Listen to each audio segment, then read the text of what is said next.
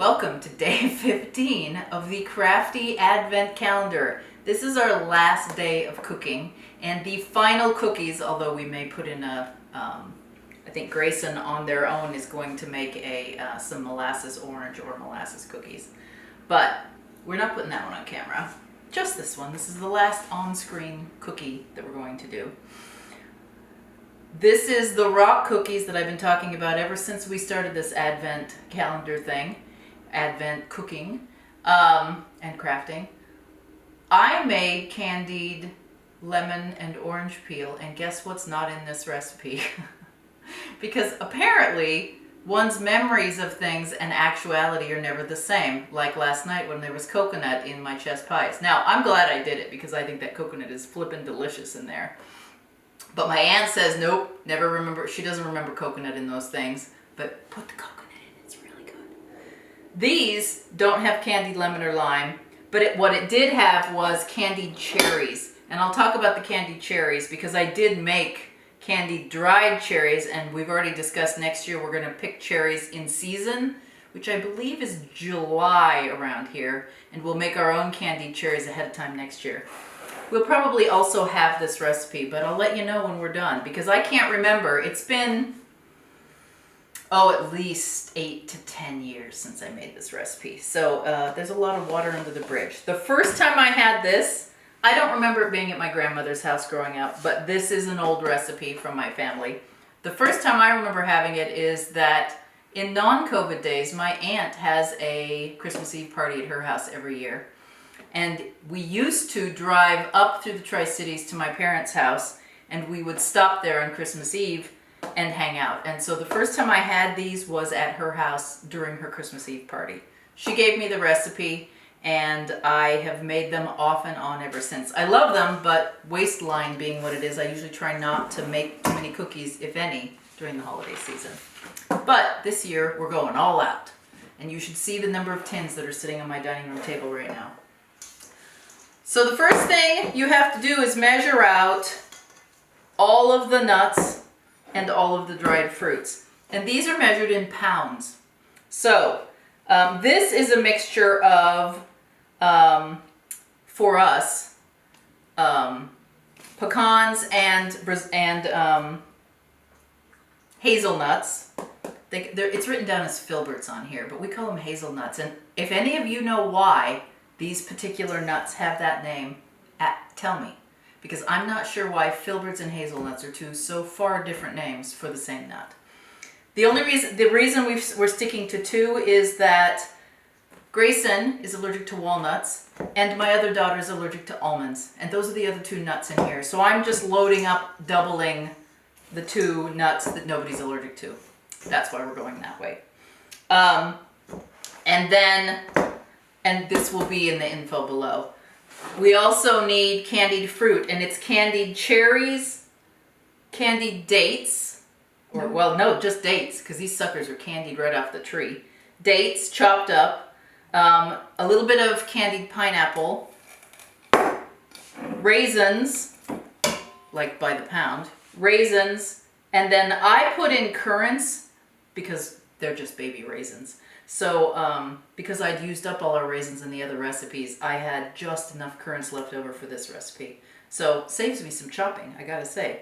But all of these need to go into this bowl and be mixed up with a half a cup of flour. Why, you might ask? And the reason is, I know this is gonna be hard because I think there's too much. I'm gonna put my half a cup of flour in and then just add. And maybe move stuff back and forth. Let me wash my hands because these suckers are sticky. I'm pretty sure that's why the flour needs to go in there, because everything's super sticky. So let me get my measuring cup out for a half a cup of flour. And this is a third, so I'm going to heap it. It's just to separate things out. That's all this is for. And then I'm going to stir it in gently. The fruit needs it more than the nuts, so I'm going to use this to break up the currants need it more than anything right now, but I'm sure the dates are going to need a bit of flour as well. But we're going to mix this in, and then we're going to mix this in another bowl, and then we're going to mix it again. But definitely I'm going to break up the currants. And do you want me to put the butter in a different bowl? maybe. Grayson's here off camera. Maybe Grayson should just come Hello. get on camera. Maybe Grayson should come on camera and help me mix this beast. I was reserving this because it's all going to have to go in there with the mixed I'm not stuff. doing my hair. Grayson's coming in her disheveled. This is COVID 2020, where everybody wears their pajamas all the time.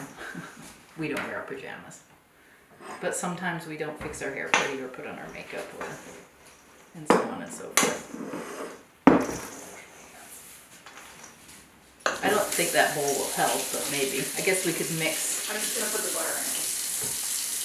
Put the butter in the little bowl? In the little bowl, and then we can deal with it later. All right. So we are now using every bowl except I have 2 more this size. So we're using every bowl I own for this one recipe.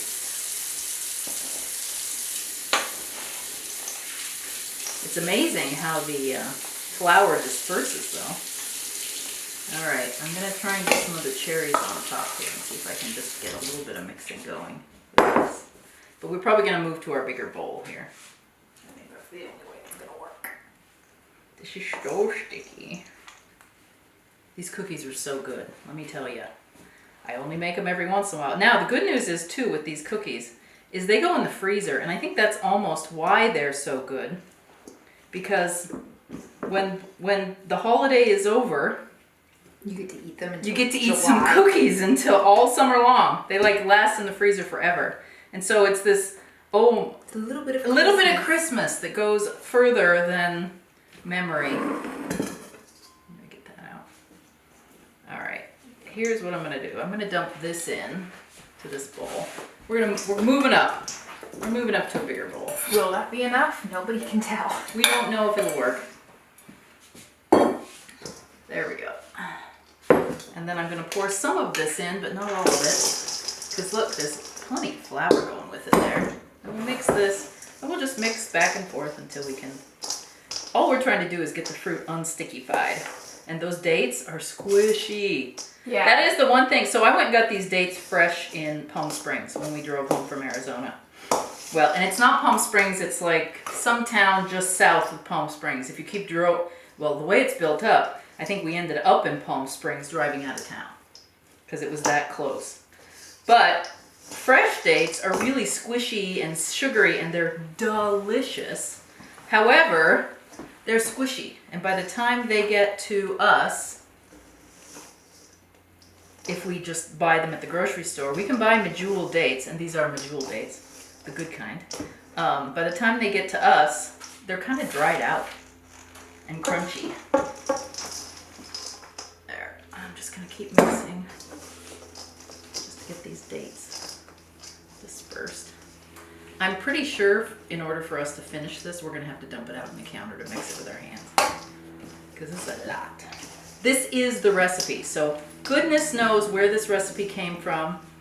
My aunt has it written on a recipe card. She's made it for years, but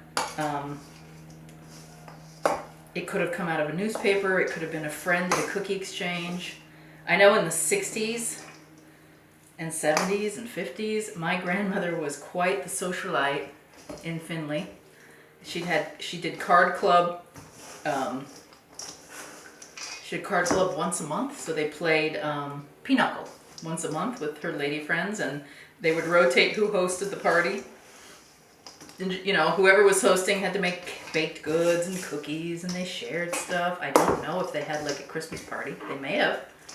I do know that they were also a part of the Moose, and they'd go dancing every Saturday night and go hang out. And it was, I think, they would dress up and they looked so fine. I remember as a kid, my grandma had these gold and silver 1970s sandals. Oh, they're hip now, super hip. So, and my grandpa would put on a suit to go dancing at the Moose, and I'm sure they drink cocktails, hopefully in a mature manner. Nothing ever happened bad, so I'm gonna guess that they drank their liquor appropriately and they were responsible, yeah.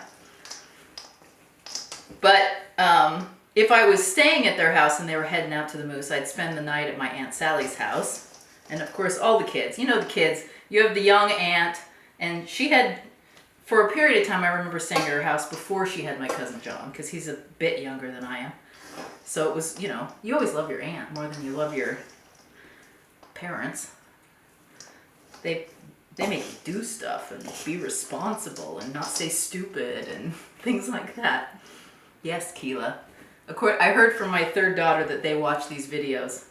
And there's this whole litany of words that my grandkids aren't allowed to say that I say quite frequently, apparently.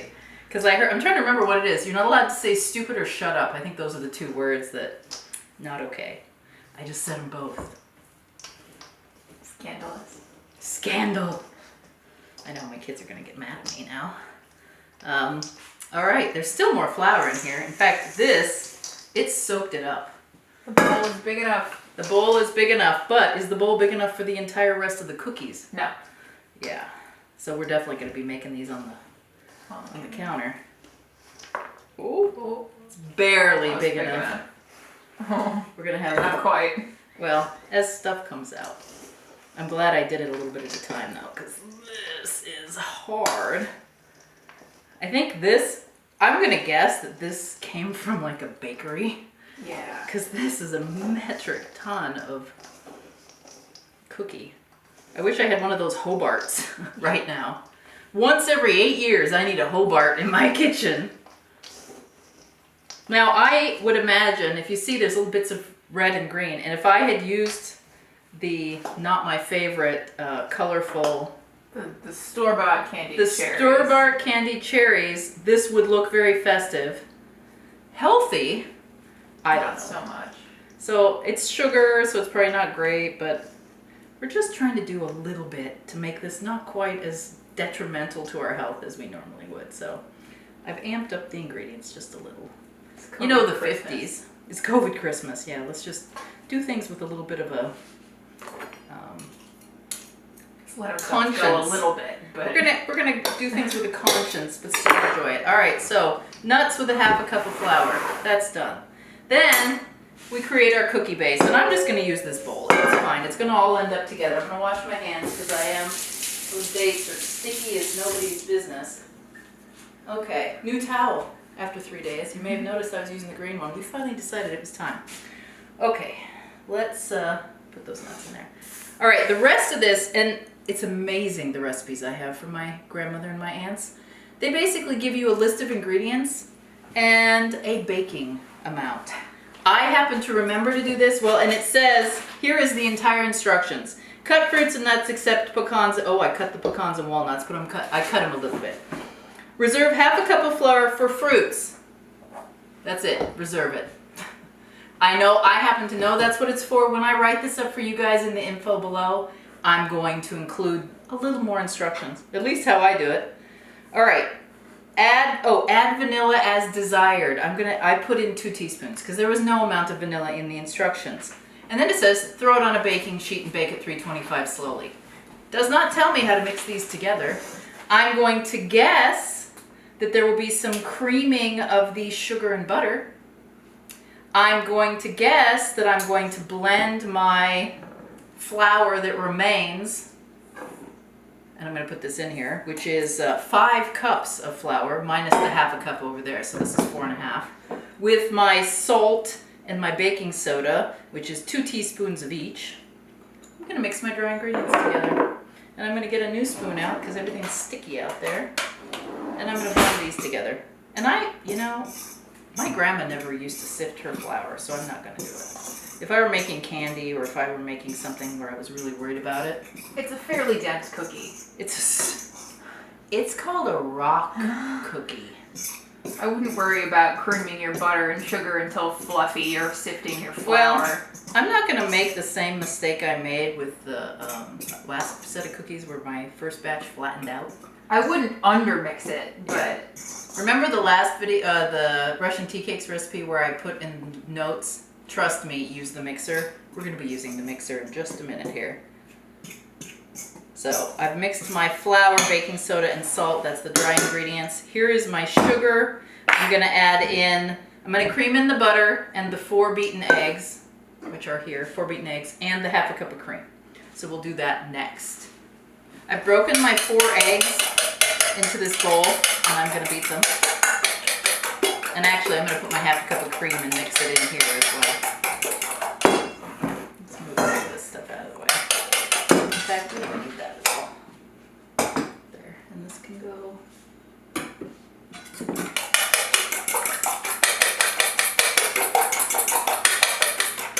4 eggs.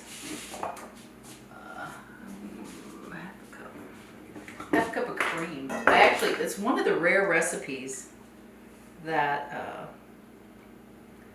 that actually called for cream. It said cream or evaporated milk, which I thought was interesting.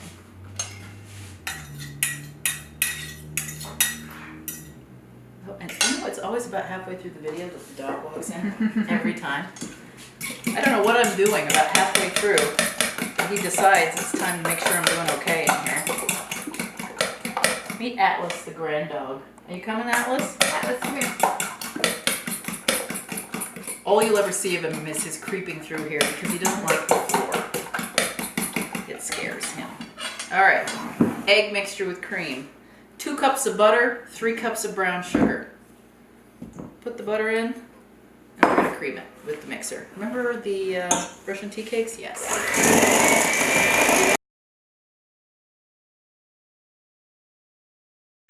Actually, I'm not gonna worry about that because liquid ingredients go in, and then we'll get that beater going again. I'll also save myself my wrists because we've got a long road ahead of us. Will you grab me a spatula so I can get most of this out?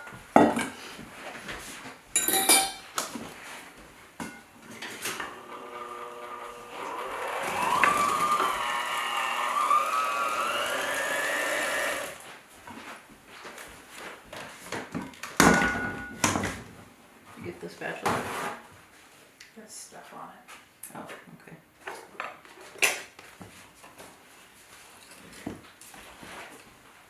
Thank you.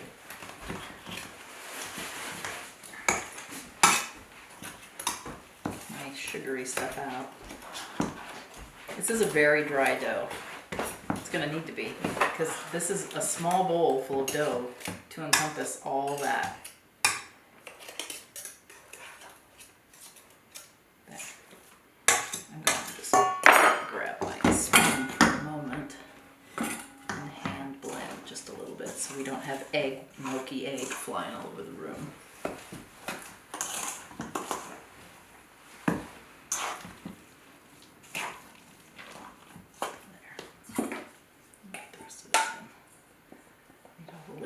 I have a feeling.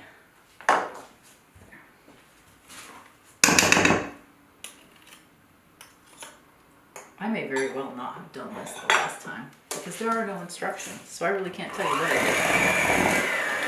I know procedure. There we go.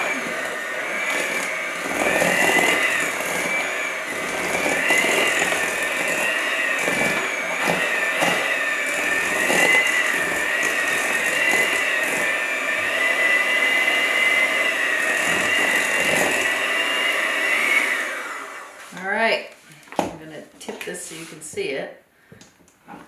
Brown sugar mush. Now it's time for the flour. Let's hope. I don't think it's gonna fit.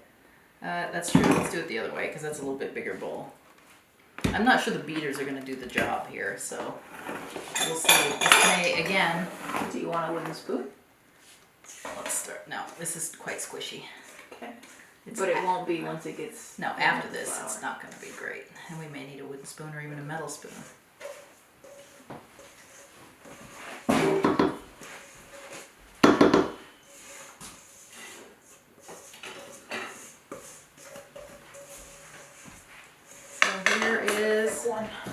Our liquid into our flour. When does the vanilla go in? Ooh, don't forget the vanilla. Let's add that vanilla right now. Almost forgot. It should have technically gone in with the liquid ingredients, but I think we'll be okay. 1, 2.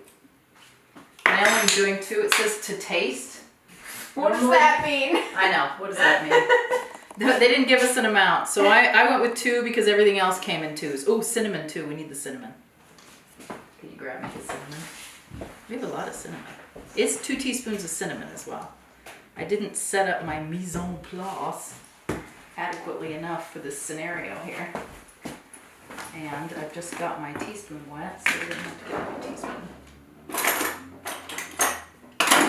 Oh, do we have spare? Is that a single teaspoon? Oh, we have 2. Yeah. Good. 1, 2. So we're done with that. And we're done with that. And we'll mix this in to get our dough. And I can tell you volume-wise, we're gonna have to mix the rest of this on the table. So I'm gonna anticipate that we throw this out on the table and then we get our hands into it. I think this might be okay softness-wise to use the beater. I'm gonna give it a whirl. See how it...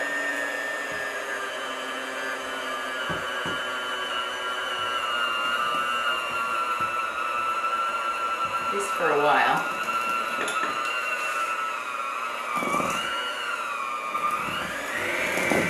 The KitchenAid could have... Not in its current state. Oh. Well, I don't know where you take a KitchenAid for servicing. There's a man on the internet who tells you how to do it. In fact, the same man who tells you how to do the seltzer maker. Well, maybe we'll get your dad onto that. Glenn from Glenn French Cooking. Well, we'll put a link to that below. The guy that tells you how to service all your stuff. He has a couple of KitchenAid servicing instruction videos. So he can tell you how to service your KitchenAid if you have one. He also, and the thing that interests us, we like bubbly water. And we bought one of those brand ones, and it lasted 2 years, and then it gave up the ghost. Ooh, this is not happy.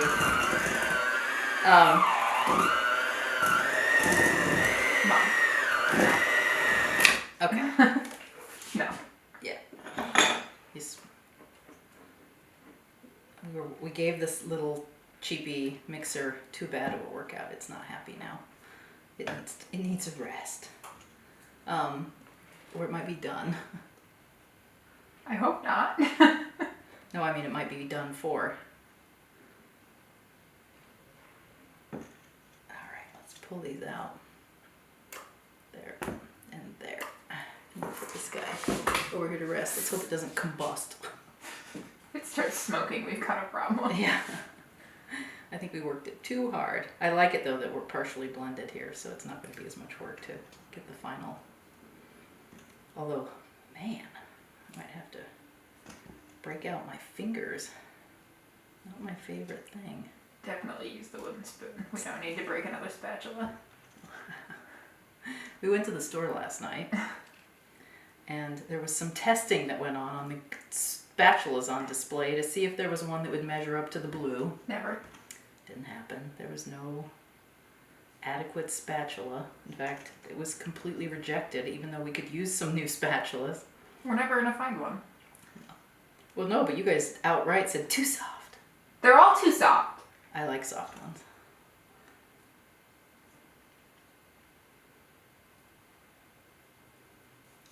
I hate to... So we have so many fruit and nuts here. I hate to leave any on here because I think we're going to need every bit of dough we can get our hands on. There. Although I guess if this was a commercial recipe, that big Hobart would have absorbed quite a bit of dough. Okay. There. Sink and number 2. I know I'm going to have to do it. I might as well start with it.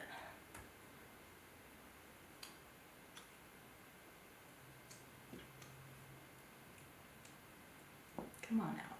It's like peanut butter. You know you've done it right when you have the consistency of peanut butter. It's pretty much as sticky, and it's the same color because of the brown sugar. It feels like I'm messing with peanut butter right here.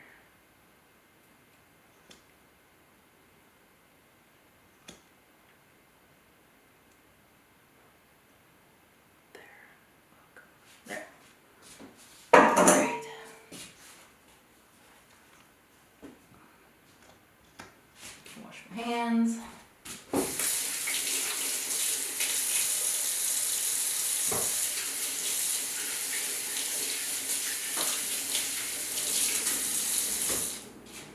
Towel. All right. Wooden spoon. Mostly because we can't afford to lose any more spatulas. No more snapping of the spatulas. You know, I've never snapped I've snapped a wooden spoon, but I've never snapped a spatula in my life. I've snapped a couple.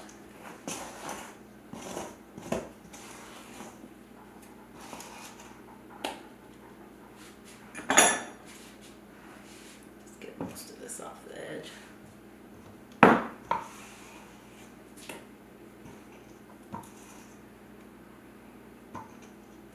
We're almost blended here. If you can see, there's just a little bit of flour mixture left. So we're almost at the oh, well, I just unearthed about a half a cup. Ugh. But my mixer was not happy. It was not strong enough. I think we should have taken a cup of flour and put it in there. Ugh. It's not quite kneadable. Well, it will be when all that stuff's out on the counter. Yeah, but you couldn't pour it out and knead it right now. I don't know that we ever can.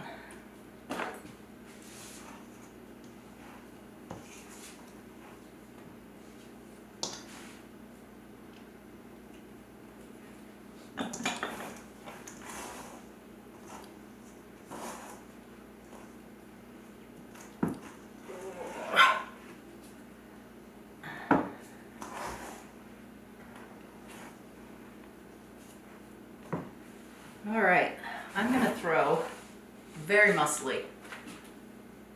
All right, we're gonna break for a minute while I get ready and clean off this counter and get ready to dump this out. All right, I'm going to begin to mix some of the dough into I'm gonna put some of the nuts into here to just, because this is awful sticky and I don't want to throw it out into the counter naked. I'm going to put some of this sticky in with this sticky just to start the process, and then I'm going to dump it all out on the counter because we have too much messiness to not do this by hand part of the time. And I'm pretty sure, I vaguely recall that I did that last time too. Pretty sure. But it's sticky, very, very sticky.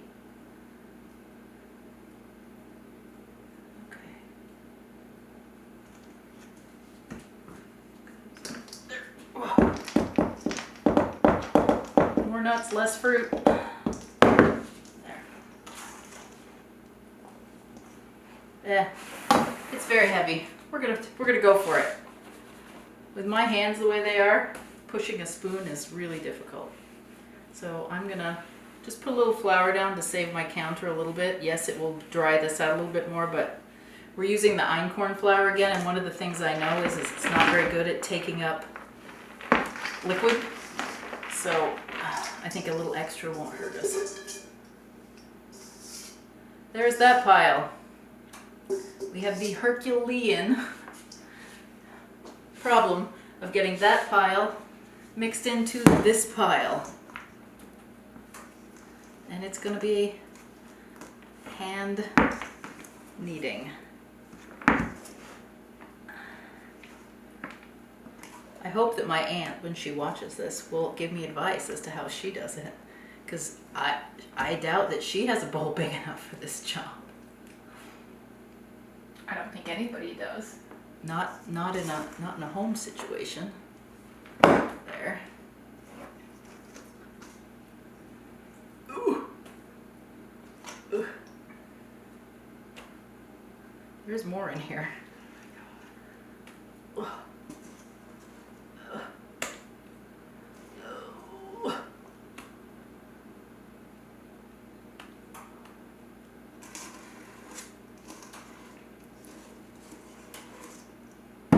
There will be more going in, but for now, we're gonna just do this. And I'll fast.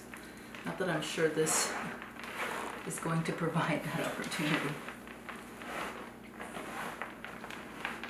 Oh, now it's going to be a task to, Oh dear God. to stop it from coming off the sides of the table. There. Need an apron? Well, no, I always get my clothes dirty. It's just keeping it on the counter that, because they fall. I'm going through clothes at a much faster rate than I usually do because of the cooking. And I wore a sweater, I guess, to my granddaughter's outside distance birthday party, and the first thing somebody said is, "What's that white stuff on your sweater, Grammy?" Because I've been cooking. There, you know what? This is going together really fast. We almost have dough already. So this is good. Definitely, definitely recommend this. Not that you have much choice. Well, you don't. But look, we have cookie. There. Ooh. Ooh. Looks like there's a pocket under there. There is.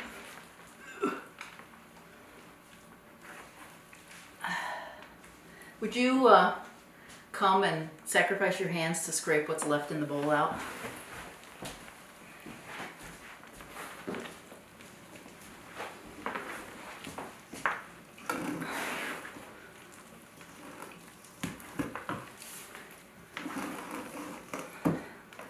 Put it right there. This is a job for the blue spatula. Right in this. This is good. This is together. We have cookie. We have cookie Such a dough. crappy spatula. We have cookie. Cookie dough. Sticky cookie dough. All right. I think that's good. Got everything in it, and this is quite sticky. All right. We have dough. We have this massive, massive pile of dough.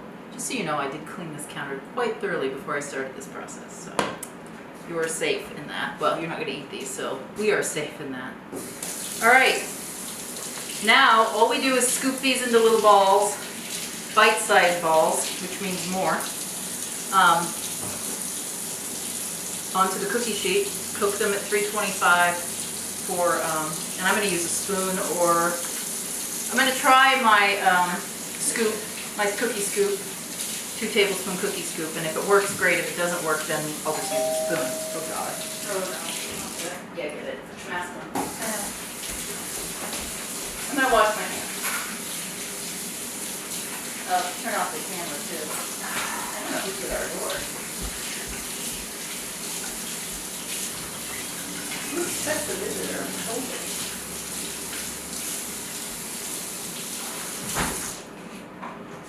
Package. Oh, okay. Package. I was late for package delivery, but Oh, yes. Barocco. It's my yarn. Just throw it in the office. That's the other package for that gal. Oh, there they are. Huh? Oh, good. Alright, let me wash my hair. It just scratched my neck right after I washed my hands. Alright. Just gonna have to cut that. Okay, so we have dough. We have dough. Big old pile of dough. And here is our sheet. And I'm going to put my flour away. Just shared with the camera. And we have our 2 tablespoon cookie scoop. We'll see how this goes. And it might work good. And these don't make very big cookies, and they don't spread a lot, but they spread a little.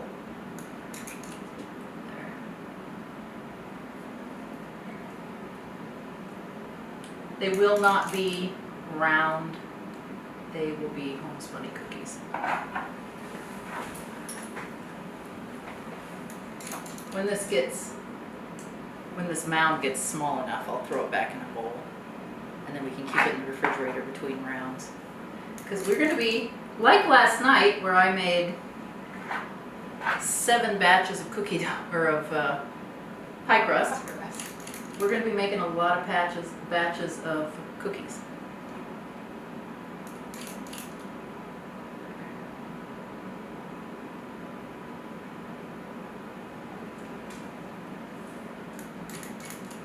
but they are tasty and worth it. At least every 8 years, they're worth it. Yeah. I think the reason the recipe is so big is so you don't have to make them more than once every 3 years. You can't leave them in the freezer. Baked goods, they recommend 3 months. I have eaten these in the summer and made them at Christmas time, and they were delicious. The one thing that's the problem is these days, modern refrigerators, because they do that auto defrost thing, your stuff thaws and melts and thaws and melts, and so it grows icy fur a lot faster than it would have at one point. I kind of like this log on the counter. All right, first batch ready to go. So each batch is 3, 6, 9, 12 cookies per batch.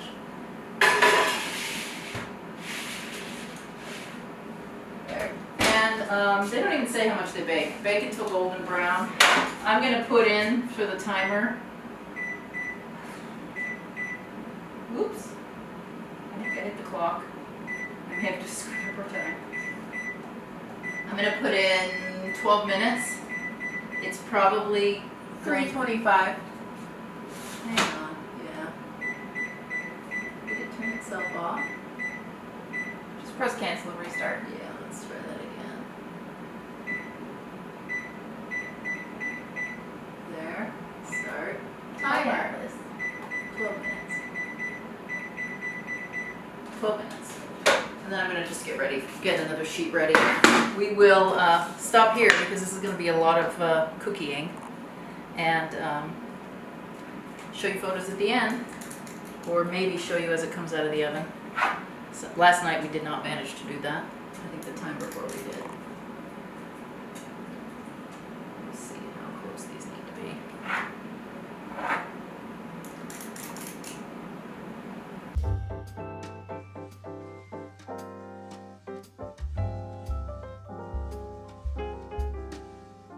Then you know it's Christmas when the snow starts to fall. Then you know it's Christmas for the children above all. Then you know it's Christmas 'cause Santa's on his way.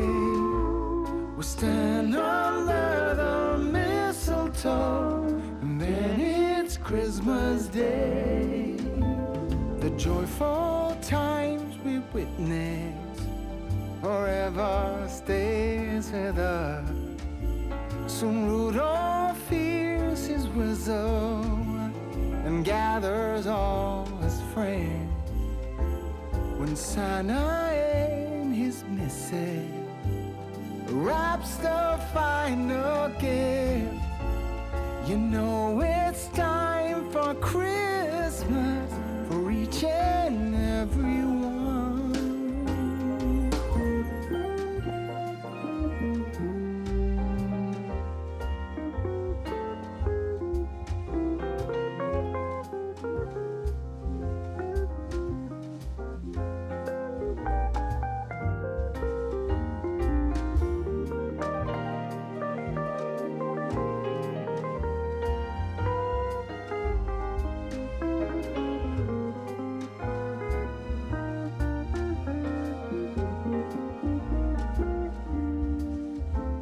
And then you